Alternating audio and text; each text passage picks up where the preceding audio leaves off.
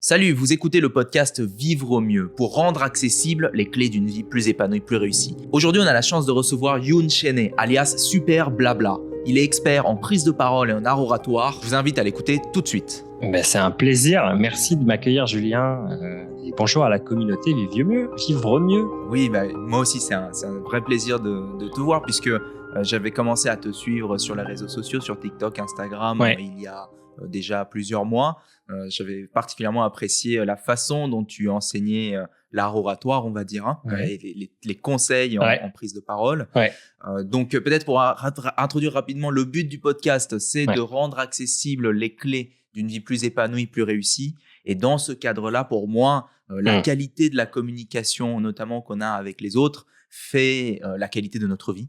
Et c'est ça qui me motive aujourd'hui à m'entretenir avec un expert sur le sujet. En fait. Est-ce que tu pourrais te présenter l'objectif de Super Blabla? Donc moi c'est Youn, ça c'est mon prénom à la ville, pas mon prénom de super-héros. Et puis mon prénom de super-héros, c'est Super Blabla. En vrai, de manière très sérieuse, Super Blabla, c'est un compte TikTok, un compte Instagram et maintenant une chaîne YouTube qui a pour ambition d'aider les gens à on va dire améliorer leurs compétences de communication. Donc oui, c'est prise de parole en public, comment on fait pour préparer une présentation, présenter un projet, gérer les interactions dans une réunion. Enfin, j'essaie d'aborder tous ces sujets-là et en fait, ça amène les choses de manière un peu large. Moi, je considère que c'est des compétences qui sont assez fondamentales et on se dit mais pourquoi les apprendre puisqu'on le fait, on n'a pas besoin de l'apprendre pour le faire, on le fait, on parle, etc. Mais en fait, l'enjeu pour moi, c'est de proposer aux gens d'avoir une parole impactante et d'améliorer l'impact de leur parole. Et donc, moi, je vois mes TikTok et mes productions un peu comme des cours de rattrapage de choses qu'on aurait dû apprendre à l'école. Mais je crois que c'est un thème assez commun à nous deux. Qu'est-ce qu'on n'a pas appris à l'école et qu'on aurait dû, qui nous est franchement utile au quotidien. Donc voilà, je le pense un petit peu comme ça. Et l'objectif que moi je me donne, c'est de dire chaque TikTok, c'est un conseil. Chaque conseil, c'est une sorte d'exercice que les gens peuvent implémenter directement dans leur prise de parole. L'idée étant de dire, moi je dis ça souvent, la prise de parole ou la communication, c'est comme la muscu. Ça se travaille pareil. C'est-à-dire qu'on va pas faire un stage de muscu et ressortir baraqué. Ça marche pas comme ça, un stage d'une semaine. Ça se bosse au quotidien, on s'y colle, on va à la salle, on s'améliore, etc. En fait, la prise de parole et la communication et le développement personnel, de manière générale, en fait, c'est ça. C'est-à-dire que tu prends des petits bouts, tu les améliores, tu augmentes la charge progressivement, tu augmentes la difficulté. Et puis tu améliores là où tu te sens plus faible, hein, c'est-à-dire que tu compenses et puis tu mets en évidence ou en valeur là où tu te sens le plus fort sur les photos Insta quand tu fais de la muscu et sur scène ou bien en présentation quand tu présentes devant les autres. Donc mon approche elle est vraiment là-dedans, des petits bouts que les gens peuvent implémenter qui leur permettent de se comprendre eux-mêmes, savoir quels sont leurs points forts, leurs points faibles, etc. Et donc ça, c'est vraiment le TikTok et Instagram qui sont dans cet esprit-là. Puis la chaîne YouTube qui va se lancer vraiment à la rentrée, c'est plus des masterclass un peu plus approfondies sur des sujets très précis. Comment est-ce qu'on pitch une idée, une startup? Comment est-ce que on fait un discours de mariage qui soit émouvant et pas cucu? Comment est-ce qu'on écrit ou pense un discours motivationnel pour motiver des équipes? Donc ce sera des trucs un peu plus appliqués, on va dire, des compétences fondamentales un peu plus appliquées. Voilà, c'est un peu long comme intro, hein. Écoute, en tout cas, c'était très clair et on voit directement les applications de la prise de parole, en fait, de l'art oratoire. Et c'est vrai que tu as parlé du fait que ça s'entraîne, c'est-à-dire que c'est c'est aussi comme la muscu et également comme un art. Oui, exactement. Exactement. Il y a pas de dimension artistique dans ce que je fais, mais enfin, si on pourrait le dire presque, mais non, mais je suis d'accord avec toi. C'est-à-dire, c'est un truc où tu t'en vois jamais le bout. Et donc, t'as vite le syndrome de l'imposteur. Quand tu m'as présenté comme un expert, je me considère pas du tout comme un expert. D'une, parce que j'en vis pas. C'est pas mon métier.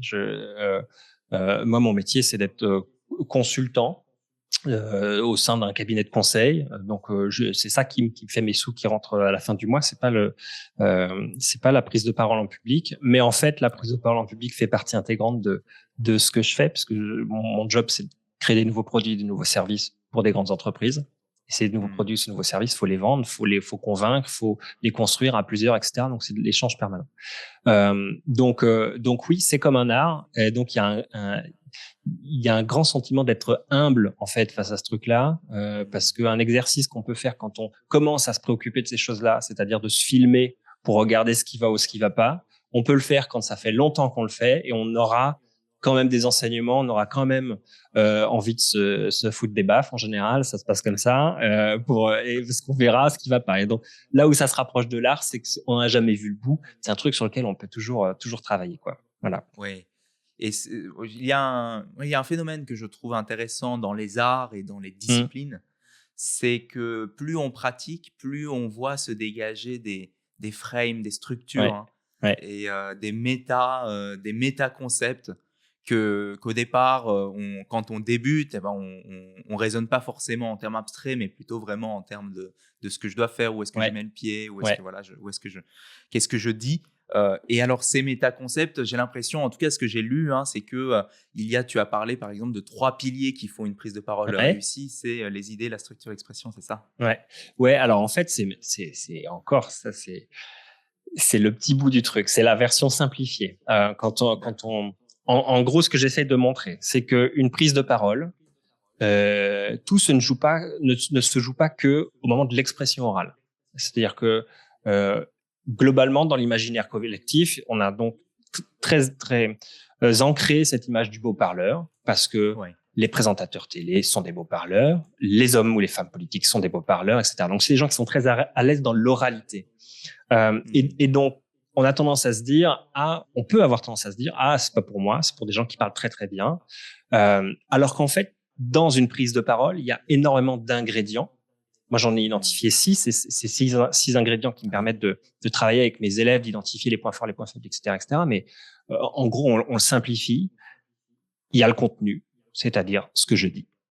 Et mine de rien, même si on a tendance à dire, le contenu, c'est le contenu, c'est l'information, c'est de la donnée, sur la manière dont on regarde avant de faire une présentation, de présenter quelque chose, on regarde un peu le panier d'informations qu'on a à remettre. Et on se dit qu'il y en a qui valent plus le coup que d'autres. Et moi, c'est un des trucs sur lesquels j'insiste beaucoup. J'essaie de pas trop digresser parce qu'on va peut-être y revenir. Mais c'est quels sont les messages clés de ce que j'essaie de raconter. Donc, sur le contenu, il y a un vrai travail de mise en tension de mes messages. Ensuite, il y a dans quel ordre je le dis. Et ça, le travail de structure, il est hyper important et souvent négligé. Et c'est un terrain de jeu qui, moi, m'excite énormément. C'est-à-dire, je sais que de la façon dont je vais raconter les choses, de la façon dont je vais les écrire, dans quel ordre je vais les amener, je vais pas créer le même suspense, je vais pas créer les mêmes enjeux, parce que j'aurais dit des choses avant qui, du coup, vont faire apparaître ce que je vais dire après extrêmement important, etc. Donc, c'est quelque chose qu'on a tendance à négliger.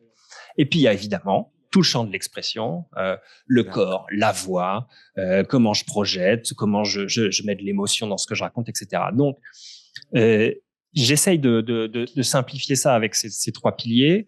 Le premier, celui du contenu, nous emmène vers des champs qui sont extrêmement intéressants aussi, mais que je traite moins dans Super Blabla parce que ça disperserait un peu le propos. Mais tout ce qui est de l'intelligence créative, qu'est-ce que je raconte, comment est-ce que je fais en sorte d'être la personne la plus intelligente dans la pièce, non pas parce que je suis particulièrement intelligent, mais parce que j'arrive à créer de la friction avec les sujets que je manipule.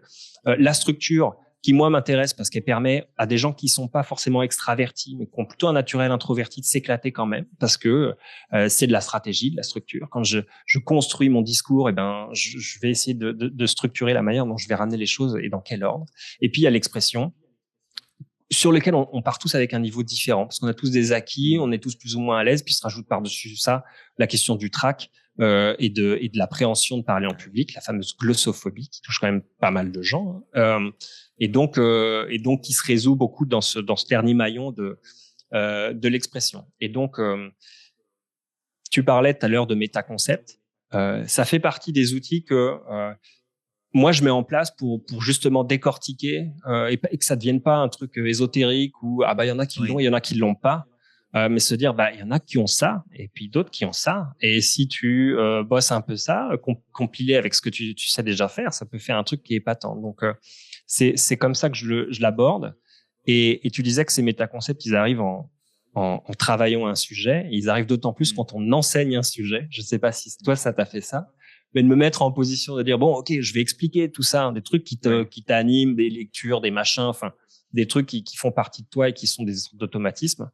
de te forcer à les enseigner, ça te force à les décortiquer, à les expliquer avec des mots simples et à les rationaliser un petit peu. Et c'est extrêmement formateur de former. Donc, j'invite n'importe qui maîtrise mal un concept à l'enseigner parce que ça va le forcer à s'y coller et à créer de la structure là-dedans. Voilà. Oui, à structurer. C'est vrai que c'est tellement utile quand on enseigne ou même quand on fait le travail on voit beaucoup sur les réseaux sociaux de vulgarisation. Ouais. Et quelque part, c'est un peu ce qu'on fait aussi, je pense. Ouais, clairement. Et dans ce travail de vulgarisation, il y a cette valeur qui est la synthèse et la structuration. Ouais. Ouais. Et puis moi, je suis rentré là-dedans par le TikTok. Donc, il y a une vidéo de, a priori, pas plus d'une minute 30, quoi. Et donc, pour le coup, ça t'oblige à faire des choix, à nommer les choses, à les restreindre, à les rendre très appliquées, etc. Donc, c'est un vrai boulot de prise de conscience de ta discipline, en fait. C'est un truc qui est très, très agréable à faire et qui est très formateur. Oui.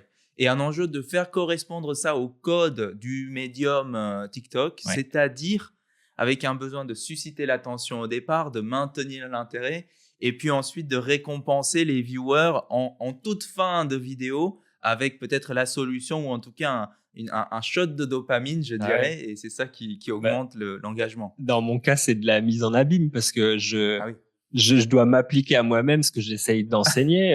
Quand je parle de structure, de suspense, de donner envie, de machin, tout ça, en fait, c'est des savoir-faire qui se mettent en application le plus possible. Et donc ça rend humble aussi, justement, parce que t'enseignes ça, puis t'as une vidéo qui décolle pas. Bon, les gens la regardent pas très longtemps, ils s'arrêtent pas.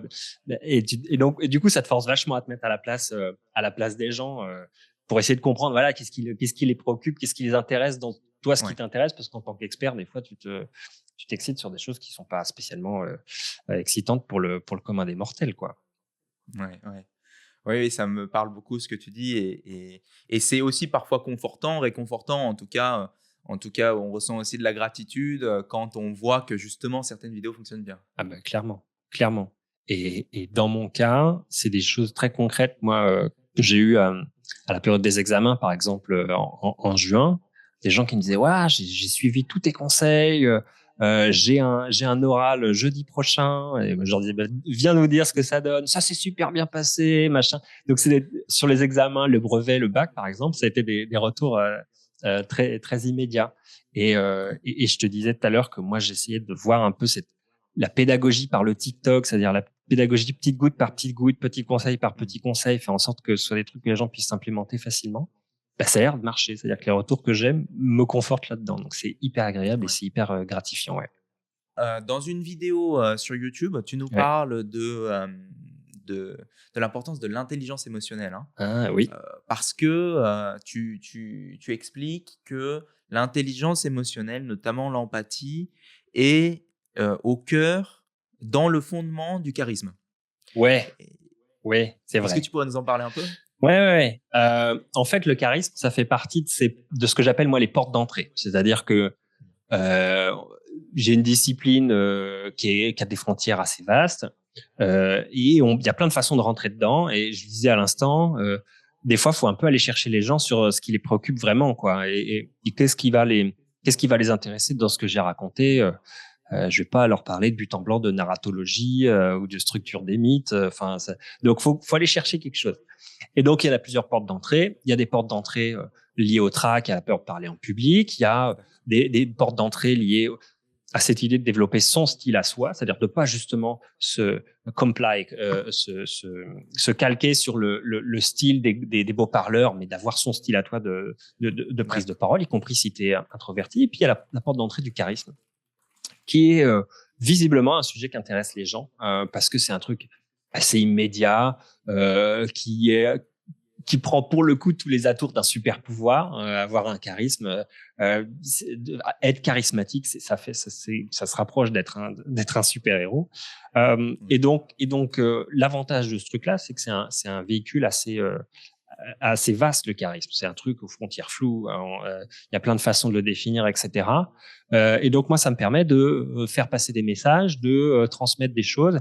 Et j'essaie autant que possible de raconter des choses que les gens n'ont pas entendues ailleurs. Et particulièrement, quelqu'un qui s'intéresse au charisme, a priori, il a déjà entendu que dans le charisme, le fait de faire du eye contact, c'est-à-dire de regarder les gens dans les yeux, ça comptait. Dans le charisme, l'idée d'être un peu tactile ou bien de se tenir droit, ça comptait. Enfin, ça, c'est des basiques qu'on entend un peu partout.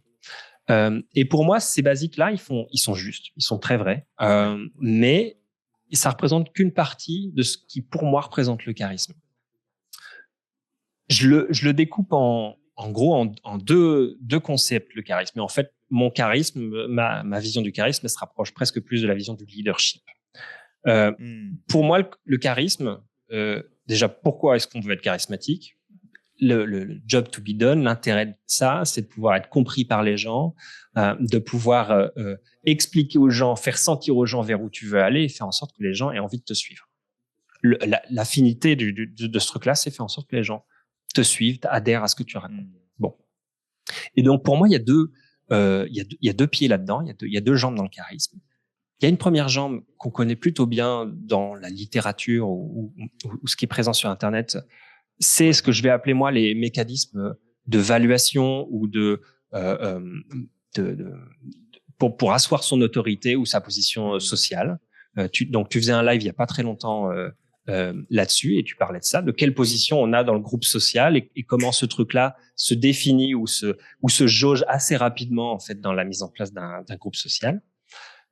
Donc ça, c'est tous ces mécanismes-là qui vont faire que tu vas pouvoir prendre un peu ce pouvoir de chef de file ou de leader dans une situation, un truc comme ça. Et ça, c'est très utile, notamment dans des situations de négociation, parce qu'on sait que celui qui a cette position-là, eh ben, ses arguments vont passer plus facilement, il va être plus facilement suivi, etc., etc. Mais c'est pas tout. C'est-à-dire que si on ne fait que ça, il y a de grandes chances qu'on rate sa cible, puisque le deuxième pied, c'est justement la question de l'intelligence émotionnelle et de comment tu es capable de jauger des gens qui sont autour de toi et de créer du lien. Et donc, pour moi, ces deux pieds-là, il y en a un, il est surtout travailler sur toi, ta posture, la façon dont tu engages les autres, etc. Et puis, il y a le deuxième pied qui est comment tu travailles avec les autres ou selon les autres. Hein. Et donc, je voulais aborder le sujet du charisme en commençant par ça, en dire, il y a un savoir-faire fondamental, c'est d'être capable de lire les autres, de lire leurs intentions, de lire où est-ce qu'ils en sont émotionnellement. Et de manière très concrète, je donne un exercice qui est de dire, quand vous commencez une réunion, vous faites une sorte de tour mental de la pièce et vous posez des petites questions pour toutes les personnes qui sont autour de la pièce. Vous vous demandez déjà comment ils vont, c'est quoi leur état mental, est-ce qu'ils ont l'air fatigués, est-ce qu'ils ont l'air d'avoir envie d'en découdre, est-ce qu'ils ont l'air débordés. Et ça, de manière très concrète, ça vous permet de vous situer. Est-ce que vous jouez le bourreau ou est-ce que vous jouez le sauveur? Est-ce que, enfin voilà, quelle est la meilleure façon d'interagir avec cette personne et d'avoir une influence sur lui ou elle? Donc la première chose, c'est comment ils se sentent. La deuxième chose, c'est qu'est-ce qu'ils viennent chercher. Et là, ça rejoint directement le travail qu'on va faire de conviction. Hein. Si on doit convaincre quelqu'un, je vais avoir une posture assez claire de se dire, est-ce que bon, lui, par exemple, je sais pas, il vient chercher une solution pas chère. Moi, j'ai une solution chère à vendre. Bon, eh ben, je sais déjà qu'on part sur une situation où ça va pas se faire tout seul. Et donc, va falloir que j'aille le chercher, lui expliquer que c'est cher de prime abord, mais sur les 3 prochaines années, ça va lui revenir moins, ou je sais pas quoi. Enfin, voilà. Donc, tout ça, ça va être des choses qui vont augmenter mon pouvoir d'influence. Et alors, dans mes commentaires, on dit, mais c'est de la manipulation, machin.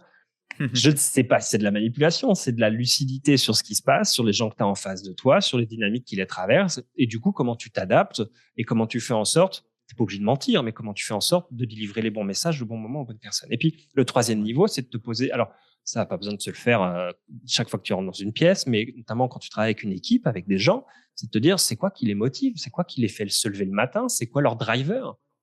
Est-ce que c'est, par exemple, quand tu travailles avec des gens plus jeunes de la génération Z, beaucoup ont l'obsession de l'impact, c'est-à-dire de se dire comment mon boulot au quotidien va avoir un impact sur le monde. Ben, si tu prends pas ça en compte, tu peux pas les manager correctement, faire en sorte qu'ils se réalisent auprès de toi, qu'ils se réalisent dans cette entreprise, etc., etc. Donc comprendre les drivers des gens, ça te permet de mettre dans l'ordre des priorités que tu leur affiches, les bonnes, quoi.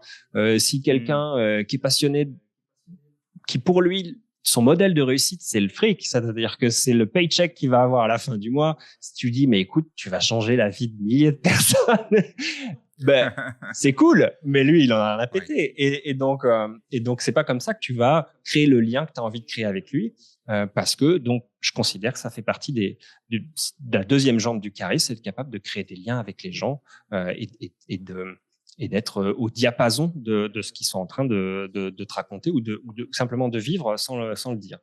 Voilà. Donc c'est un peu comme ça que j'ai abordé ce sujet-là du charisme, mais qui va en fait me tenir un moment parce qu'il y a vraiment beaucoup de choses à dire sur ce truc-là de comment tu t'améliores ton impact auprès des autres. Oui. Et c'est comment dire, c'est une vision dans laquelle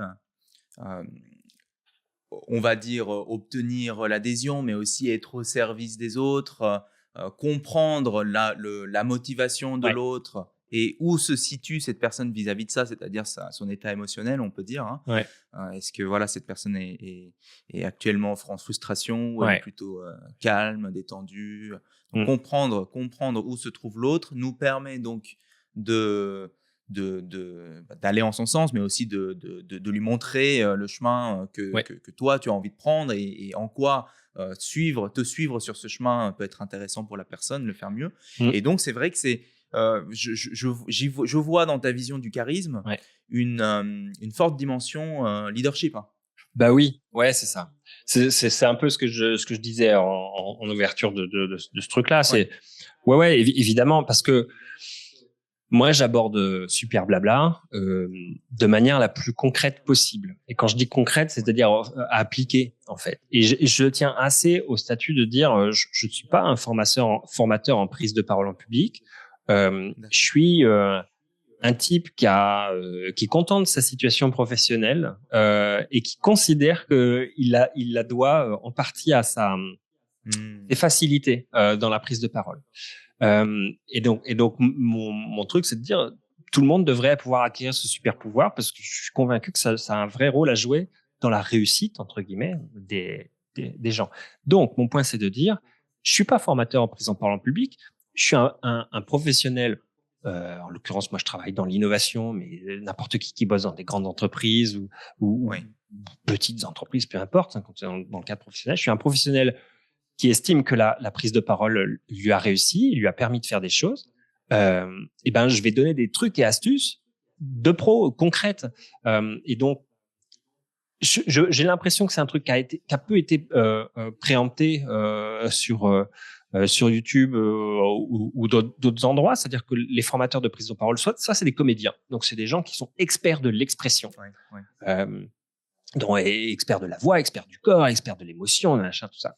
Soit c'est des gens plutôt business, salesman, donc des gens qui vont t'apprendre à convaincre, à persuader, etc. Donc vraiment très orientés sur une dynamique de vente. Moi, on est plutôt sur des trucs vraiment du quotidien. Comment tu gères une dynamique dans une réunion, un brainstorming, un workshop, un truc où il y a plein de gens qui ont leur avis. Comment est-ce que tu fais en sorte que tes positions, elles arrivent à passer? Comment est-ce que tu fais en sorte de présenter un projet et que ça convainque pour aller chercher un budget, un truc, machin?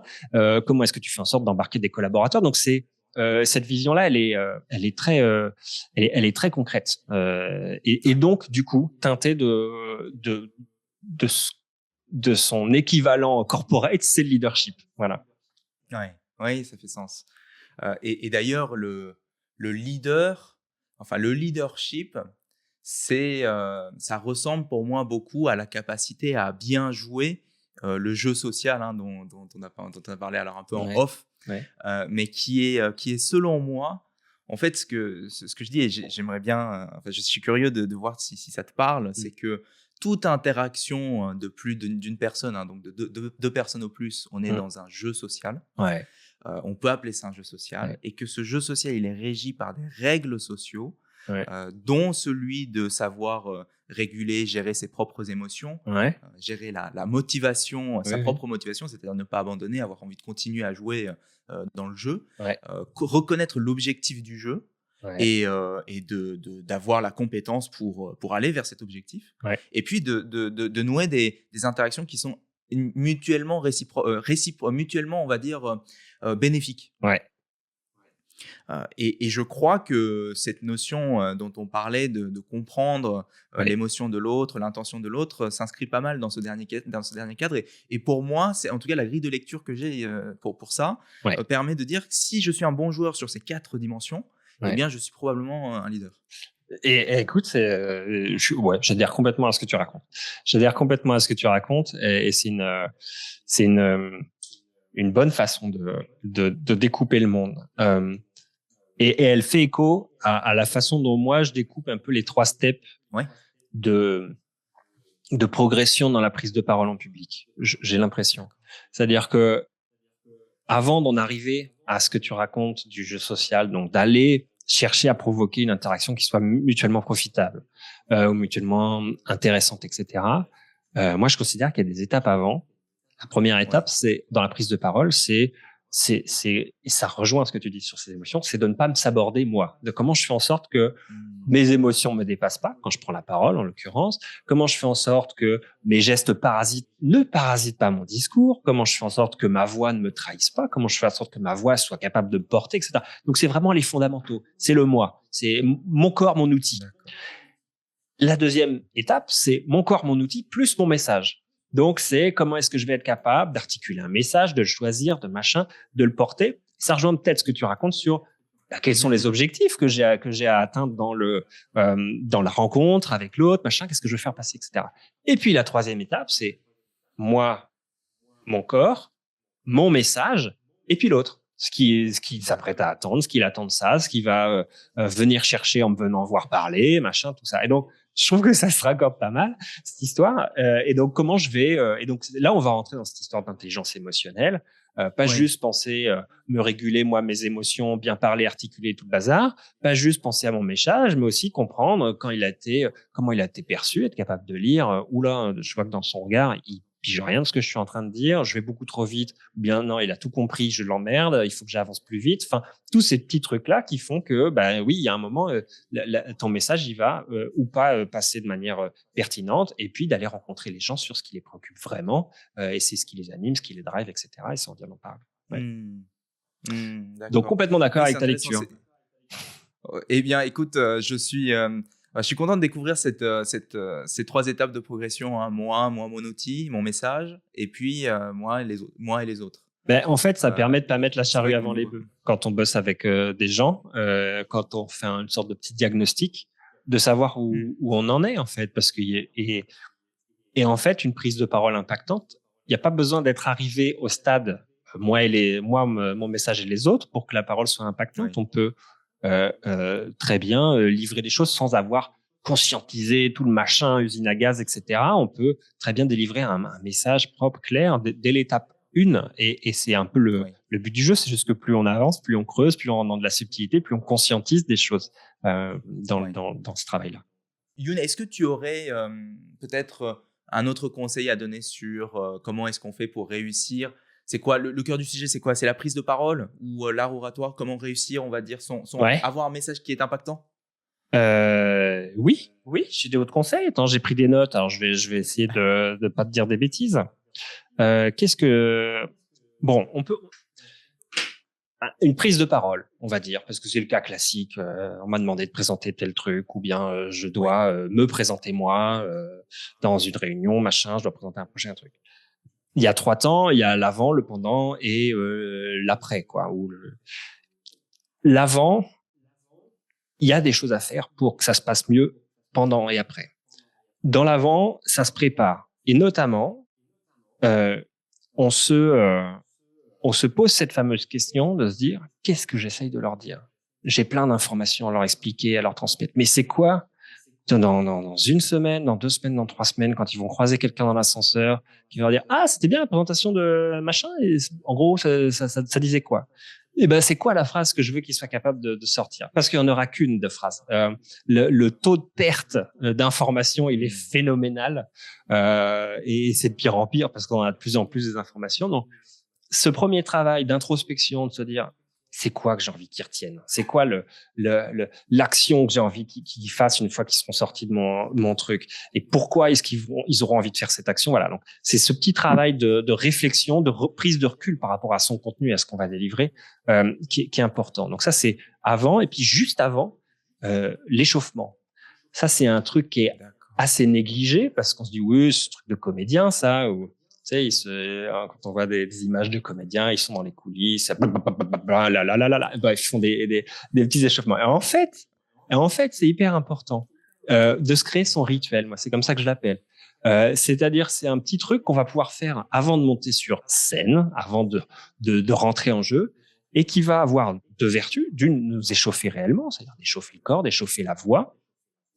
Et puis deux, ça va être une sorte d'oracle autoréalisateur. Tu vas dire, c'est bon, j'ai fait tout ce qu'il faut pour être prêt. Et donc, ça va un peu te charger de te dire, je me suis échauffé, donc ça va aller forcément. Donc, c'est un peu de cet ordre-là.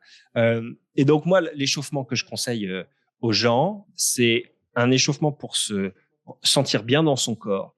Donc, on va aller chercher un étirement, on va aller se frotter les mains ou le visage quand on n'a pas de maquillage. Une fois, j'ai fait une vidéo comme ça et il y a toutes les nanas de ma communauté qui m'ont dit les filles, elles peuvent pas se frotter le visage.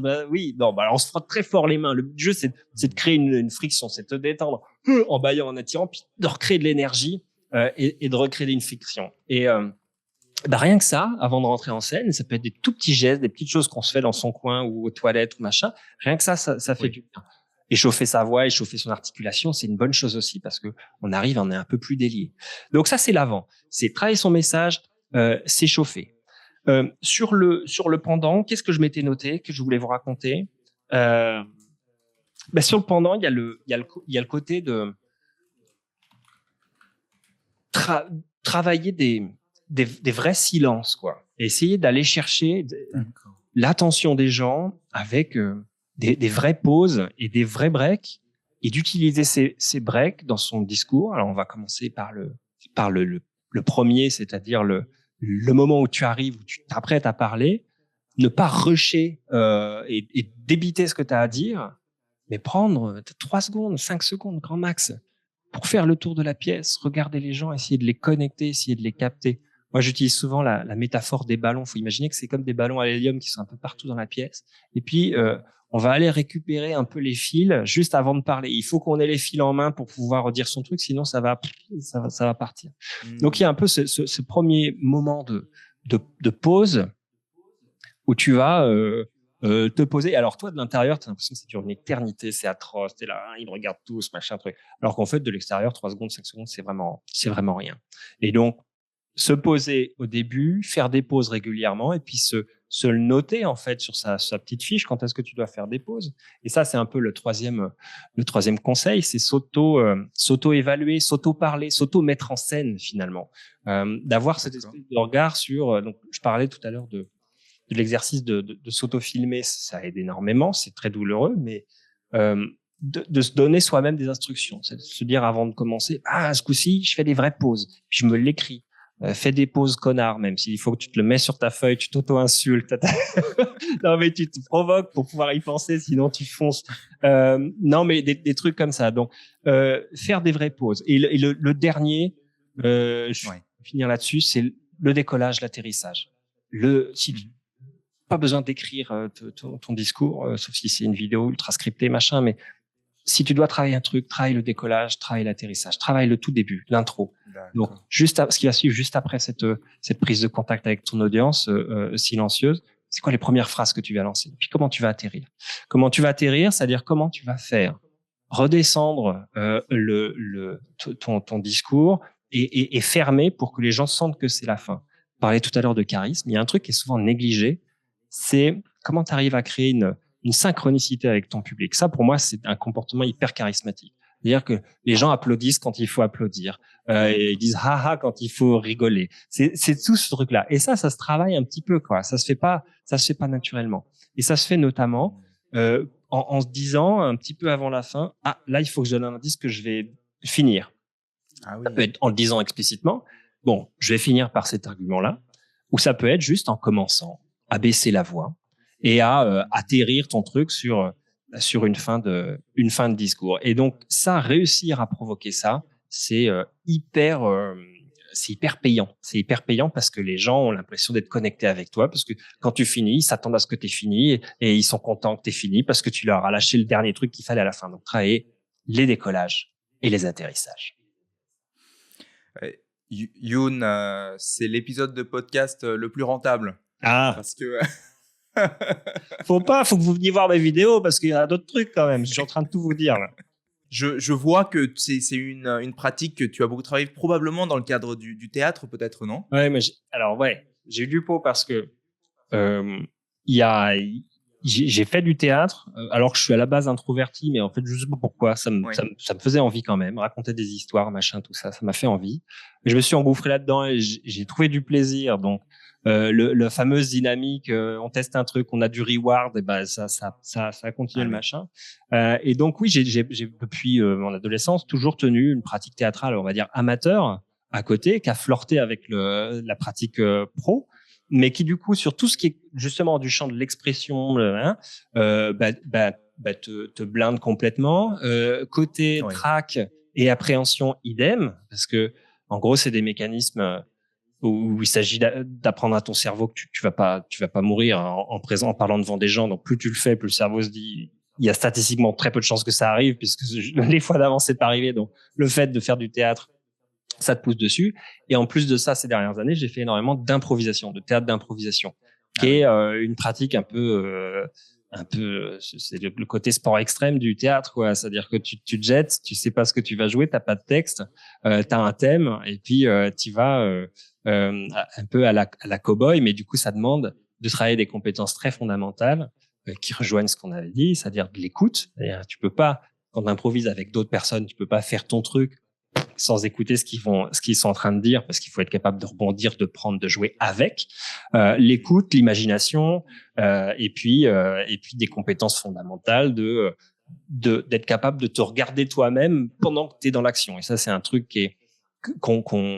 que j'évoquais à l'instant, être son propre metteur en scène, c'est-à-dire se dire est-ce que je me tiens bien, est-ce que je me tiens droit, est-ce que je suis au milieu, à côté de ma présentation, est-ce que je cache tout, est-ce que j'ai le projecteur dans la face, machin. Enfin, être capable de voir ou de sentir avant, pendant ou après ta présentation si ce truc-là a bien marché, ça fait partie des compétences. Donc oui, j'ai eu du pot de mettre le doigt là-dedans.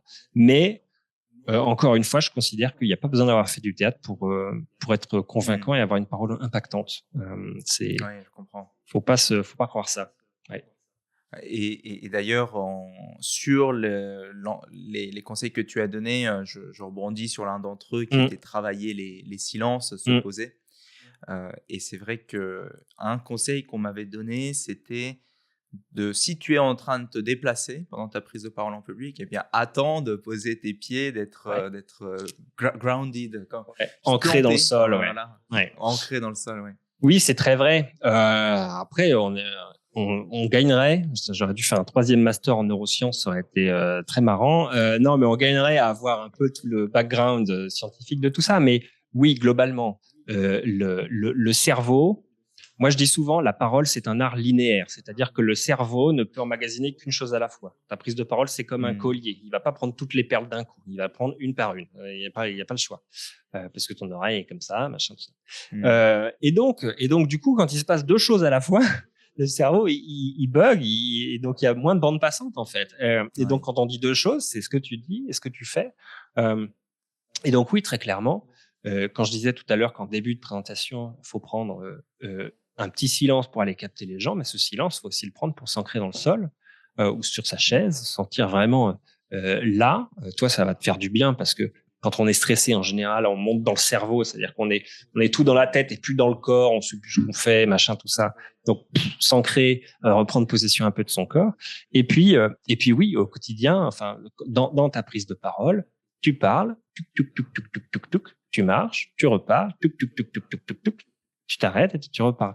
Et cette espèce de truc-là, d'une, ça t'aide à faire tes silences, tes fameux silences qui peuvent, qui vont faire du bien là, aux gens qui sont en face de toi. Puis 2, ça veut dire que chaque parole va être précieuse parce que tu dis pas comme ça par-dessus l'épaule. Tu te poses pour pouvoir le dire et le dire en face des gens. Ouais. Et finalement, le jeu, la prise de parole amplifie des concepts, ce genre de concepts, comme si on était sous une loupe. Mais ce sont des concepts qui sont aussi valables dans la vie au quotidien, dans le sens où c'est très important c'est très important. Quand une personne est habituée par le fait d'avoir toujours des gens qui nous regardent ou qui nous accordent toujours de la valeur, eh bien, cette personne, elle aura tendance à être économe parfois sur ses mots ou à prendre son temps, à être vraiment prendre le temps de s'exprimer, à regarder les gens dans les yeux et puis de maintenir le contact visuel pendant un long moment, versus une personne qui sera peut-être plus en réaction, qui n'est pas habituée à être sous les feux du projecteur et donc cherchera plutôt peut-être la fuite. Et je trouve que ça montre aussi beaucoup l'attitude dans le quotidien.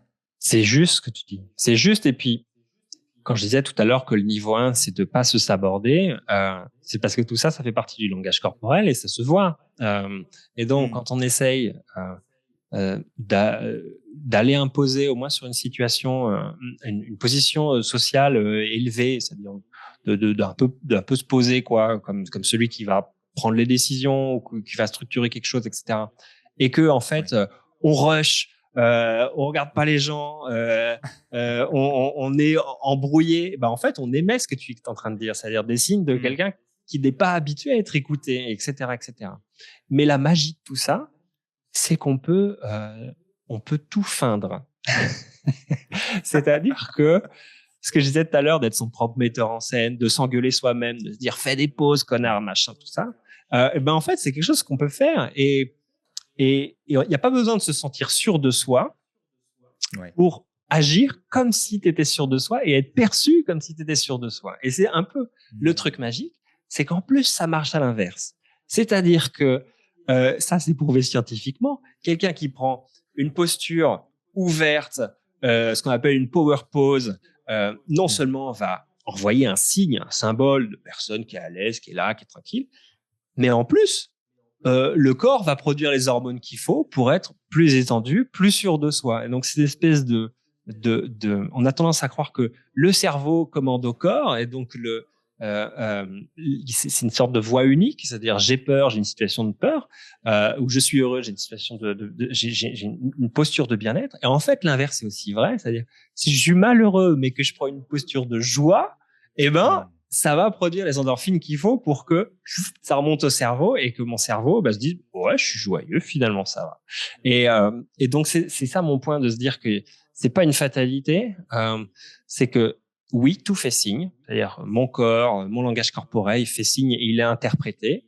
Oui, il y a des postures qui envoient d'autres messages, donc je peux travailler ce signe-là, et en plus, en le travaillant, en général, ça travaille sur l'intérieur et le cerveau. Et donc c'est assez magique, mais faut prendre le recul qu'il faut pour le faire, quoi. Et puis il faut se le faire petit bout par petit bout, parce que si on veut avoir power, posture, voix, corps, tout ça d'un coup dès la première réunion, c'est pas possible. Mais ça se bosse comme n'importe quoi.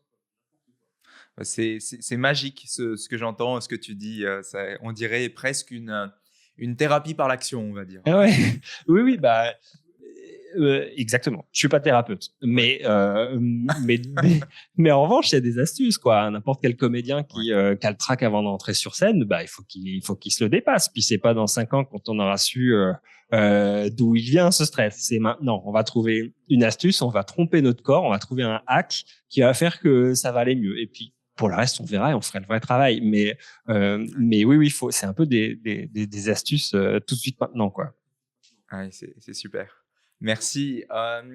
Youn, alors question pour toi, c'est du coup, on en a parlé un petit peu déjà, mais c'est qu'est-ce qui te motive à faire ce que tu fais à travers Super Blabla? Et puis, est-ce que tu as des projets pour la suite? Bon, ce qui me motive à faire Super Blabla, moi, c'est un hobby. À l'heure actuelle, moi, j'ai un boulot à côté, et donc Super Blabla, c'était un début très très concret j'ai donné des cours de prise de parole en public, parce que j'en donne quand même si c'est pas mon métier, j'en donne quand même, notamment dans mon ancienne école, avec des jeunes étudiants. Et j'ai donné des cours, et tout l'âge que je suis, je leur ai dit écoutez, je vous ferai un polycope à la fin, et puis vous verrez, vous aurez les trucs de base, les exercices, les machins que vous pourrez réutiliser. Je vais vous faire un joli PDF, un machin. je vois ça. Puis je l'ai jamais fait parce que j'ai été pris dans le truc. Et parce que j'ai bien rempli. Et je me suis dit, attends, vas-y, il y a TikTok là, c'est bien marrant ce truc-là, c'est très adapté à faire des petites capsules. Et donc j'ai enregistré la première salle de TikTok en me disant, en fait, ce sera ma façon de laisser quelque chose aux élèves, c'est beaucoup plus facile. Ils auront le truc visuel, etc., etc. Et puis c'est bien marrant. Et moi, ça remplit de mon côté une envie d'avoir une activité un tantinet créative, d'appliquer ce qu'on disait tout à l'heure, mes propres intérêts vis-à-vis de la structure, de la narration, etc. Un truc très concret de faire de la production vidéo, etc. Donc j'y trouve énormément de plaisir. Donc c'est ça qui m'a emmené à faire Super Blabla il y a quelques mois et de le continuer et de creuser, d'aller lancer le YouTube sur des trucs plus profonds, etc. Ouais. C'est pas évident de trouver le temps. Je suis beaucoup moins prolifique que toi en termes de contenu, mais ça me motive. Quelle était la deuxième question? Ouais. La deuxième question, c'est quels sont tes projets et qu'est-ce que tu souhaites développer? Pour Super Blabla, donc à la rentrée, il y a la chaîne YouTube qui va permettre de creuser des sujets. J'ai une newsletter qui s'appelle Super Blabla, comme les autres. Ouais. Super.bla.bla, je crois. Après, sur tous les réseaux, c'est ça. Et j'ai une newsletter, mais qui est un peu dormante.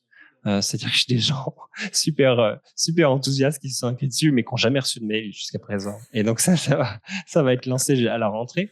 Et l'objectif de la newsletter, ça va être de vraiment travailler sur ce sujet de mon style oratoire, de son style oratoire, développer son style. Donc, je suis en train de travailler des outils de diagnostic pour être capable de savoir où j'en suis, c'est quoi mon point fort, c'est quoi mes points faibles, etc. Et puis, je vais livrer au fil de l'eau des petits exercices pour travailler justement les sujets sur lesquels on se sent bien. Moi, en gros, ma doctrine là-dessus, c'est 70-30. Tu travailles 70% sur les trucs sur lesquels tu es très fort. Donc, tu mets le paquet vraiment sur tes points forts. Et puis 30 pour rééquilibrer, faire en sorte que tes points faibles soient pas des poids, mais on est plutôt là-dedans. Donc ça va être l'objectif de la newsletter. Et peut-être que tout ça va se terminer en bouquin ou en livre, au moins en une sorte de boîte à outils, justement pour que les gens puissent travailler eux-mêmes ce truc-là de leur côté, parce que je pense que c'est une discipline personnelle en fait qu'on doit bosser de son côté, et donc faire en sorte de créer un outil qui permette aux gens de se dire vas-y, pour la prochaine présentation, je me prends ce truc-là et j'essaye de l'implémenter. Pour ma prochaine réunion, je prends ce truc-là et j'essaye de le faire. Et donc progresser comme ça. Et donc je vais essayer d'imaginer un outil qui permette ça. Est-ce que c'est un jeu de cartes? Est-ce que c'est une façon un peu créative de le proposer? Mais ça fait partie de mes objectifs, on va dire 2023, parce que sinon on va être réaliste, quoi. Voilà. Donc ça, c'est les objectifs de Super Blabla. Écoute, moi je te souhaite un développement à la vitesse, à l'ampleur que toi tu vois pour ce projet. En tout cas, j'apprécie beaucoup la tonalité, l'actionnabilité. Et puis, et c'est ça, ouais, la tonalité, l'actionnabilité et ça donne envie. On a envie de quelque chose de plus long, comment dire, au-delà de conseils simples. Et bien, comment est-ce que je vais pouvoir transformer mes capacités oratoires par un parcours, par une boîte à outils, par un livre. Ouais. Et je trouve que ça donne envie. Écoute, je vais essayer de le développer et de garder cet état d'esprit de jeu, d'amusement. C'est rigolo. Enfin, le but du jeu, c'est que ça devienne un plaisir, c'est que ça devienne pas un truc de dire je parle mal en public, il faut que je fasse mieux. Non, en fait, le meilleur moteur, c'est de se marier à le faire. Donc oui, j'essaye de trouver les bons leviers, travailler avec les bonnes personnes. Comment est-ce qu'un introverti peut prendre du plaisir à travailler sa prise de parole? C'est un de mes challenges personnels. Donc j'essaie de travailler comme ça. Voilà. D'accord. Alors, pour finir, Youn, la dernière question, c'est qu'est-ce que tu aurais aimé apprendre à l'école et que l'école ne nous apprend pas, et qu'est-ce que ça signifie pour toi une vie plus épanouie, plus réussie? Pardon, 2 questions en fait. Wow. Je l'ai dit un petit peu en ouverture. Évidemment, la prise de parole, se sentir à l'aise en public, non seulement l'école ne l'apprend pas, mais en plus, elle nous crée des automatismes mauvais à ce niveau-là. C'est-à-dire que le trac, si des gens sont terrorisés de parler en public, c'est très souvent parce qu'il y a un traumatisme qui s'ancre dans tu vas au tableau, machin. Et donc forcément, parler en public, c'est associé très tôt à cause de nos manières d'enseigner au fait de se taper l'affiche devant tout le monde et de prendre un backlash social assez fort. Donc ça fait partie des sujets. Moi, je suis fils de prof, donc j'ai un regard sur l'école qui est très particulier. À la fois, je trouve que c'est un outil formidable et que l'enseignement public est une super outil d'égalité. En même temps, je me dis, mais putain, ça fait des années qu'on sait que la pédagogie par le faire, qu'il y a tout plein de méthodes de freiner à Montessori. Enfin, j'ai l'impression que tous les 30 ans, on répond à peu près les mêmes choses, quoi. Et on se dit, mais quand est-ce qu'on implémente tout ça? Donc, en gros, il y a plein de choses que j'aurais aimé apprendre à l'école, comment gérer mes sous, comment parler en public, etc., etc. Mais en fait, je pense que apprendre à apprendre, être capable d'avoir cette espèce de double regard sur soi-même, d'être capable de s'auto-évaluer, de se dire bah j'en suis là, voilà mes lacunes, et d'être capable de prioriser parmi ces trucs-là, c'est-à-dire de pas se prendre cette auto-évaluation comme un diagnostic terrible, alors, je suis mauvais, mais de se dire ok c'est quoi la première marche pour y aller. Donc tout ce travail de travailler sur soi finalement, de j'en suis où, je fais comment, c'est quoi le but et c'est quoi le moyen le plus efficace d'y aller, ou c'est quoi le premier pas vers ce truc-là. Donc je pense que c'est un des trucs que j'aurais aimé apprendre à l'école. Du moins, c'était des dynamiques dans laquelle j'aurais aimé être mis. Et encore une fois, moi, j'ai eu du pot parce que j'ai eu des parcours scolaires vachement aidants, parce que justement, je suis allé vers ce type de pédagogie plus active, etc. Notamment dans mes études supérieures, au moment où je pouvais faire des choix sur les études que je voulais prendre. Je suis allé dans des établissements qui proposaient ces approches un peu alternatives. Donc, voilà. Et l'autre dernier truc, c'était le conseil pour mieux vivre, c'est ça? Alors, c'est même peut-être le sens. Qu'est-ce que ça signifie une vie plus épanouie ou plus réussie, ou alors le conseil, au choix? Bah, pour moi, une vie épanouie, c'est une vie pleine d'amour et de libre arbitre. Pour moi, c'est ça ma boussole. C'est-à-dire, est-ce que j'accorde du temps aux gens que j'aime? Est-ce que je construis des relations qui sont pertinentes, amis, famille, etc. Donc, ça fait partie des boussoles de priorité. Puis le libre arbitre, c'est-à-dire, est-ce que je suis dans une situation dans laquelle j'ai le choix? J'ai le choix. Est-ce que j'ai la posture que j'ai envie d'avoir, j'ai l'impact que j'ai envie d'avoir sur mon environnement, les décisions qui sont prises, machin, tout ça. Donc moi, c'est mes deux boussoles, on va dire. Voilà. Et pour le conseil, moi j'ai une maxime, je vais le faire vite parce qu'on déborde, je pense. J'ai une maxime qui me tient. C'est un ancien boss anglophone qui disait ça. Il disait strong convictions lightly held. Ça veut dire des convictions fortes, mais tenues de manière relativement légère. Et ça s'applique à tout. C'est-à-dire avoir des convictions, avoir un point de vue, soit au boulot, machin truc, avant une réunion, bosser un petit peu avant, avoir une idée, savoir où tu as envie d'aller, mais d'être capable de lâcher. Dans la vie, savoir où tu vas aller, avoir une intention vers ce que tu as envie de faire, ce que tu as envie de devenir, du cadre dans lequel tu as envie de vivre, mais être ouvert à ce qui arrive, avoir un point de vue, mais être curieux. Et donc, cette espèce d'approche-là, elle est hyper sérénisante parce que d'une, tu sais où tu vas. Et donc, c'est hyper rassurant pour les gens qui sont autour de toi, y compris dans le milieu professionnel. Si tu es le seul d'une réunion à avoir à peu près travaillé avant et à savoir où tu veux aller, tu as un pouvoir de ma boule parce que les gens sont là, ah, c'est formidable, le boulot est moi qui le fais. Mais pouvoir lâcher ou s'adapter, être agile, on va dire, eh ben ça sérénise le truc parce que t'es plus dans des situations de conflit ou de déception ou de trucs comme ça. Tu les relativises et puis vu que tu as la vision à peu près long terme de là où tu vas aller, tu dis ça va mener quand même et ça va le faire. Donc ça c'est ma posture d'innovateur dans le quotidien, avoir des convictions fortes, mais être capable de composer pour pouvoir adapter la route du navire. Voilà. Merci Youn Chaney, super blabla. J'invite tous les lecteurs, tous les auditeurs à aller regarder ce que fait Youn sur les réseaux super.bla.bla sur Instagram, TikTok, YouTube et prochainement probablement dans un livre ou une boîte à outils. Merci beaucoup. Espérons. Merci Julien pour ton accueil. C'était très agréable de discuter avec toi. Avec plaisir.